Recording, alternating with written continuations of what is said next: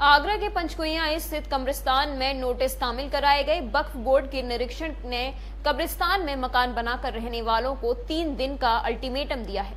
अगर निर्धारित अवधि के अंदर मकान बनाने के दस्तावेज पेश नहीं किए तो ध्वस्तीकरण के साथ एफआईआर की कार्यवाही भी की जाएगी।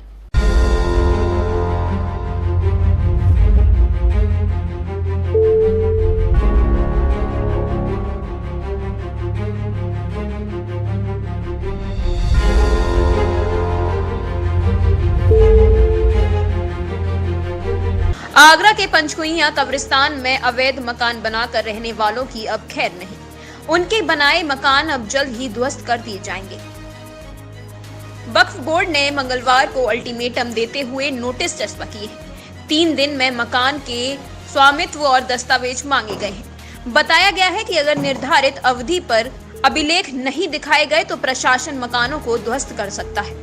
जिला अधिकारी के निर्देश पर प्रशासनिक टीम ने 14 अक्टूबर को कब्रिस्तान की स्थलीय जांच की थी, जिसमें तमाम खामियां और चौंका देने वाली जानकारियां मिली थी।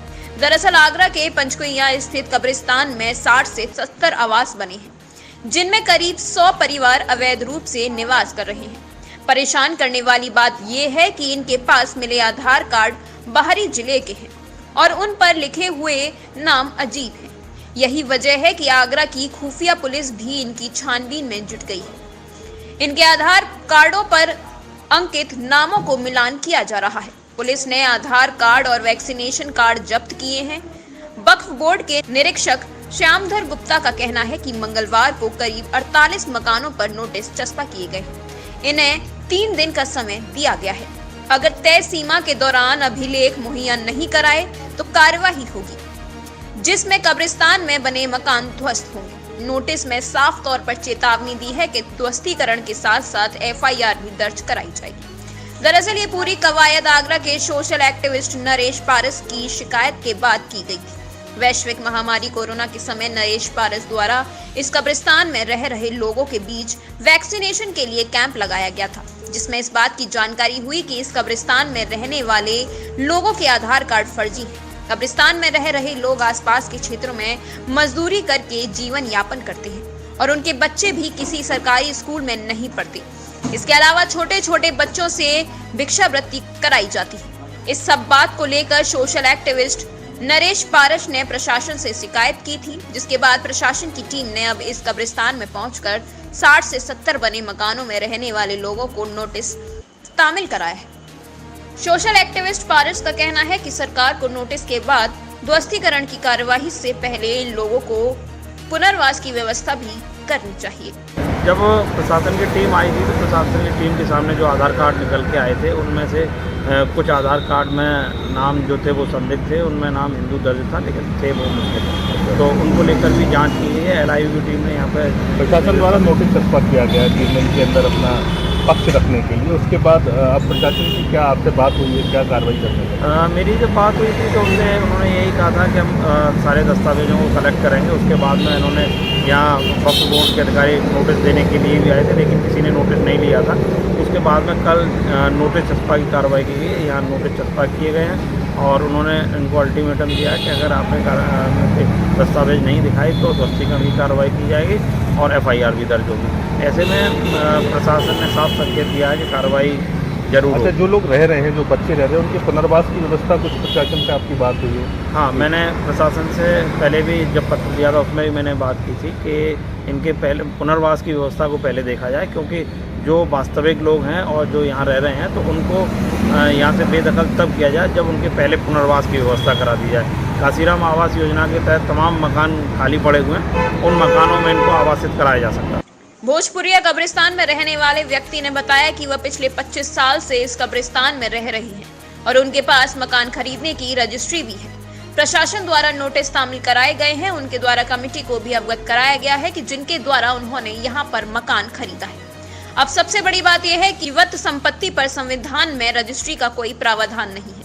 रजिस्ट्री जमीन की ना होकर सिर्फ मलबे की होती है। किन लोगों ने कब्रिस्तान की जमीन की रजिस्ट्री यहाँ इन लोगों को कर दी, ये जांच के बाद ही मालूम पड़ेगा। पर फिलहाल रोजमर्रा काम करके अपना परिवार चलाने वाले इन संदिग्ध लोगों के ऊपर प्रशासन का डंडा जरूर चल सकता है। सालों से रह रहे हैं आप? 25 साल हो गए।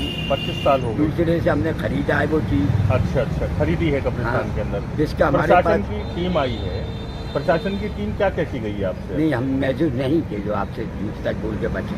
अच्छा, हम मौजूद नहीं थे सर, हाँ हाँ। क्योंकि हम अब जा रहा है रात को आने। अच्छा, चर्चा क्या सुनी आपने जो यही सुनी कि नोटिस है खाली करने के।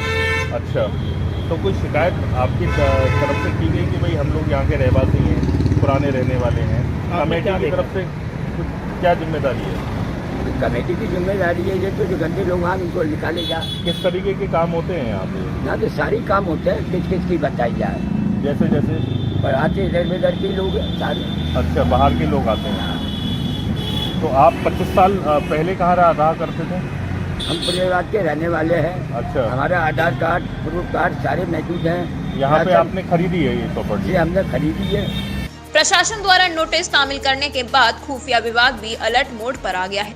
वक्फ संपत्ति की खुर्द बुर्द की शिकायत के बाद वक्फ विभाग भी अब इस पूरे मामले को गंभीरता से विचार कर रहा है। अब देखना होगा कि प्रशासन द्वारा तामील कराए गए नोटिसों के बाद कब्रिस्तान में रह रहे 60 से 70 परिवार के लोगों द्वारा क्या कदम उठाए जाते हैं। फिलहाल इस पूरे मामले पर कब्रिस्तान कमेटी के अधिकारी संदिग्ध भूमिका में है, क्योंकि जिन्होंने वक्फ संपत्ति को बेचकर करोड़ों रुपए के बारे में न्यारे किए हैं। ताजनगरी आगरा का शाही कब्रिस्तान पचकुइया स्थित कब्रिस्तान लगातार विवादों के घेरे में आ रहा है। पहले कमेटी द्वारा यहाँ पर जो पक्की कब्रें हैं उनको हटाने की प्रशासन से अपील की गई थी। इसके बाद सोशल एक्टिविस्ट नरेश पारस की शिकायत के बाद कब्रिस्तान के अंदर बन रहे जो घर हैं उनके ऊपर भी शिकायत की गई। अवैध तरीके से करीब 60 से 70 घरों का निर्माण किया गया है। जब प्रशासन की टीम यहाँ पहुंची तो प्रशासन की टीम ने घोर अनियमितता यहाँ पे पाई।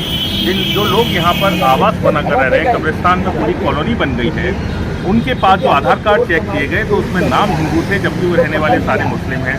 संदिग्धता के आधार पर प्रशासन ने 3 दिन का समय दिया है। प्रशासन का पूरा अमला अभी यहाँ पर आया था, जिसके बाद नोटिस चस्पा किए गए हैं। इन लोगों को इस बात के लिए आदेशित किया गया है कि ये लोग जल्द से जल्द अपना स्पष्टीकरण प्रशासन को दें, अन्यथा की स्थिति में प्रशासन स्पष्टीकरण की कार्रवाई करता हुआ यहाँ पर नजर आएगा। अपने साथी कैमरा पर्सन रंजीत चौहान के साथ मैं अमित शर्मा, प्रातः दर्पण न्यूज़ आगरा।